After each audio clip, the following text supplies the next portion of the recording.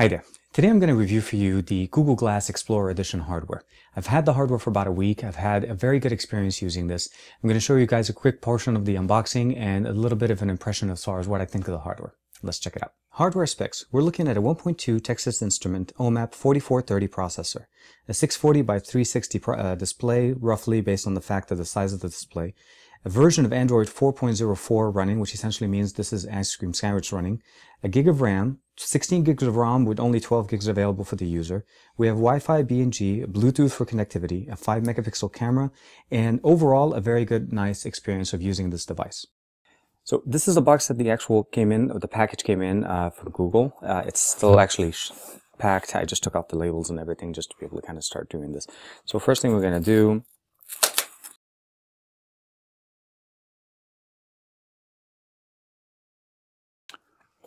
we're greeted with the glass. This is actually a box that glass comes in, and then we have the active shades that come as part of the order itself. There's not much in there as far as the box. And we'll go ahead and get into the shades in a little bit. So we'll put that on the side. First and foremost, we're greeted with the box. We actually do have the XE logo on the top, glass on the other side, glass is on the top, nothing on this side. Just information, the color I went was charcoal. This is just the, obviously the barcode. Nothing on the bottom. Very nice, very sleek. Actually, very nice feeling box. We'll go ahead and open it up. As I told you guys, this is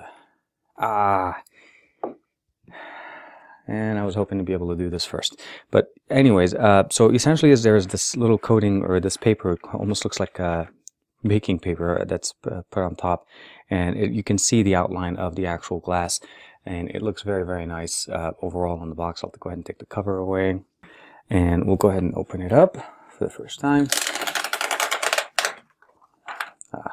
Very nice. And essentially it's just, a very nice packaging overall.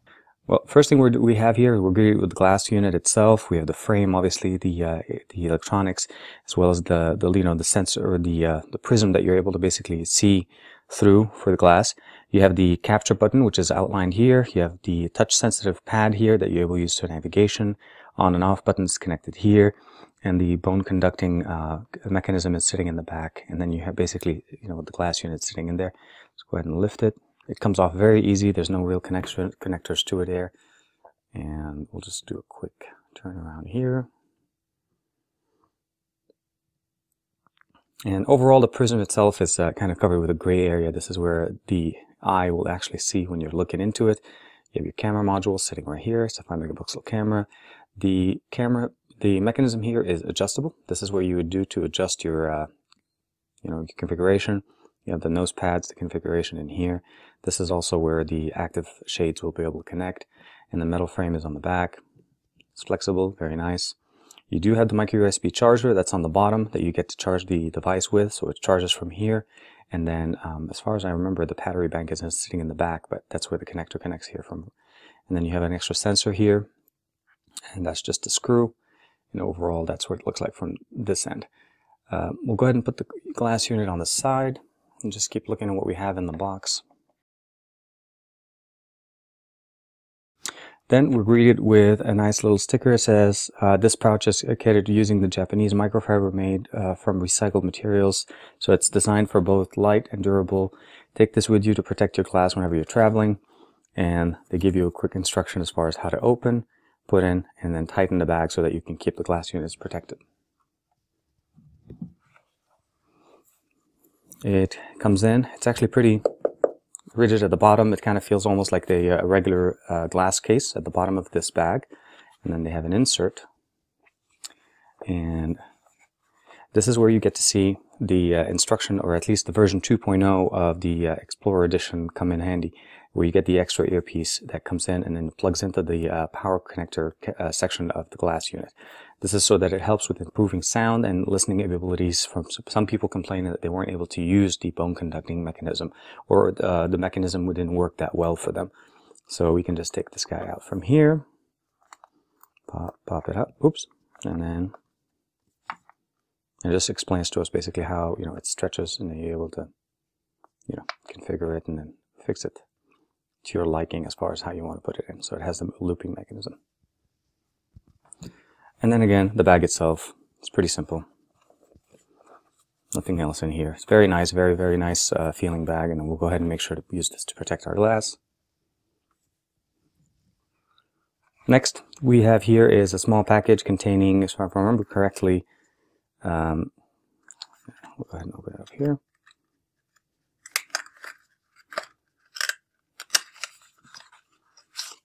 Yeah, just the extra nose pieces here, if we'll be able to, add those in case they wear out. Explaining basically a little bit as far as, if you're, can I use glass when I'm driving, or sorry, not driving, bicycling. It's just kind of a Q&A for glass, and we'll cover that in a little bit too when we're doing the first impression of the device itself.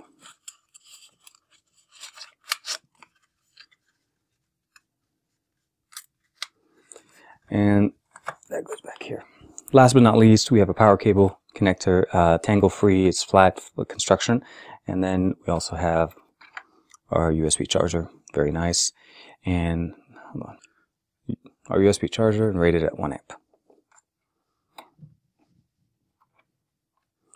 Okay, so if I correctly remember, the unit itself does come slightly powered, and we're going to go through and start processing the setup right now. So we'll go ahead and put these items away. Actually, before I forget, we still have the shade, the active shades that come with the glass unit, and these are actually taped. They have their own protectors, and here they just explain to you how to insert it into the device itself. It essentially flips around the eyepieces. So we'll close this here, put it back, and the shades themselves are protected. It comes in the same material, microfiber as the case itself. And if you notice, they're custom made with an opening specifically for the glass unit itself, and then they mount in this manner. They basically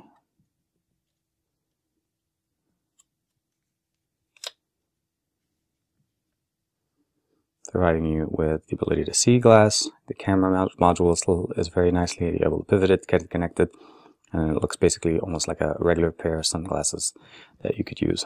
The design is still actually pretty nice and sleek and very usable. And then easily removed by just holding it in the middle, taking it off, and glass is there. Okay, so now what we're doing essentially is once you turn on the glass unit itself, the first thing it tells you is that you need to install the My Glass app. We're going to install it right here, turn it on, and it'll say turn on the device, and then let's go ahead and keep going. And it says, watch the videos and learn how to adjust glass, and we'll have to continue. And obviously here, this is where it asks me which account I want to set it up with. I'm going to configure it with my main account. And then please allow the access. And then of course it needs access to the camera and location services, and say continue. And it's now trying to connect via Bluetooth over to the glass unit.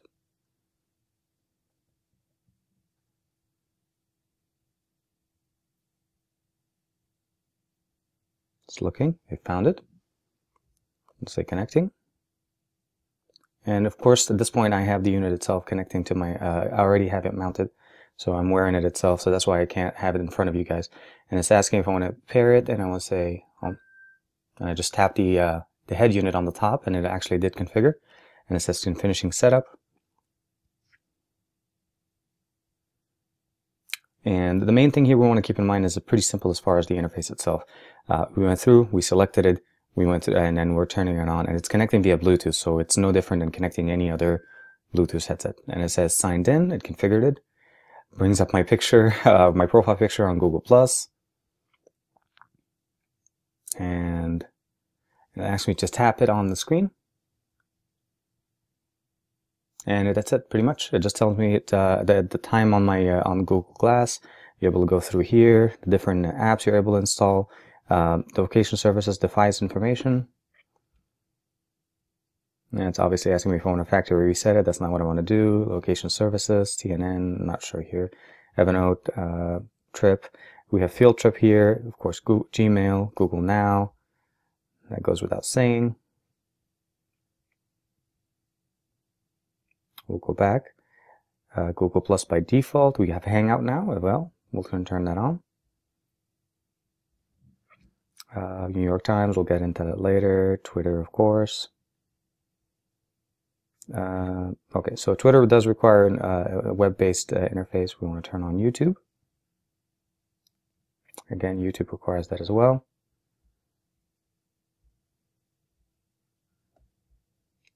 Twitter, YouTube, we have okay, Google Music. That's definitely nice. And the screen, as I'm doing all of this, the screen actually goes to sleep. So the unit itself doesn't stay on all the time. Fancy, and just as a point reference, the glass unit itself for the bone conducting functionality is very nice. I can hear it very loud and clear in my head, even though I can't hear it in my ear, which is kind of interesting.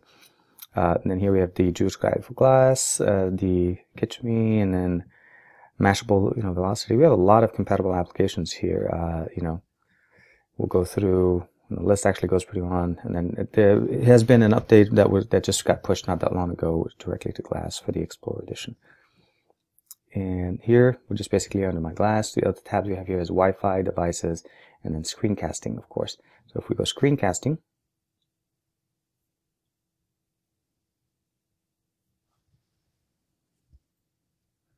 so what you guys are seeing here essentially is exactly what I'm seeing on my screen, or on the little display over Glass. Get direction, we go to video, take a picture.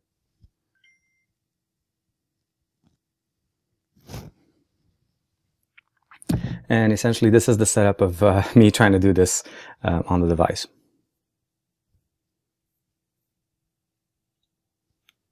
And then of course it gives me the option of making a vignette, sharing, and of course I'm just going to delete that one. That's not really needed to keep. There's an audible response on everything that I do on the Glass unit itself. You get to get directions, messages, no contacts found, no call. We have to sync that video call. Of course, this is for Hangout. And then if I swipe down, I go back home. And this is basically where I can say, okay, Glass,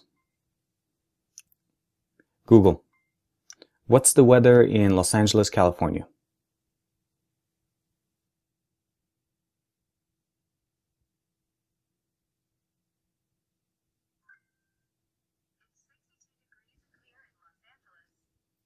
And it gives us the ability to see the weather, and it took me a couple of times because it's the first time I'm getting used to the interface.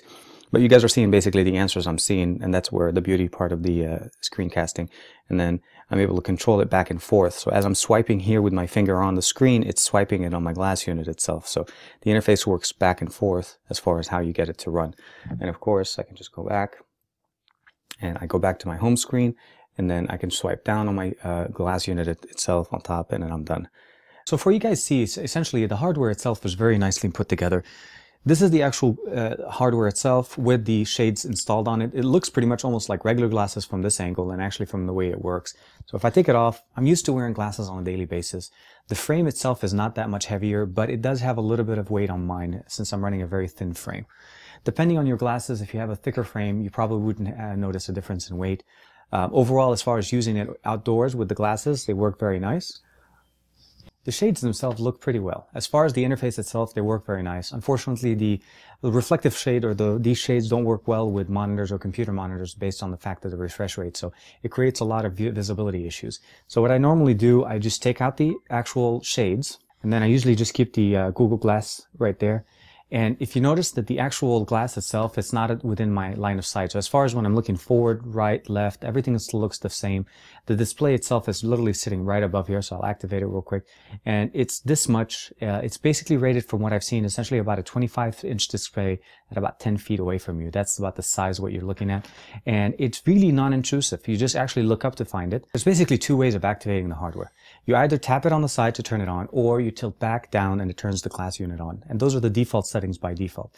And the reason I say that is because you can technically turn off the tilt back and down, and the only way we'd be able to is to tap it on. There's also two ways of interacting as far as making commands. You can either tap and navigate and then go through, or you can, once you turn on the screen, say, OK, Glass, and then command it to do what you'd like it to do. There is no physical keyboard option as far as being able to interface with it. The main purpose of this is to be non-intrusive.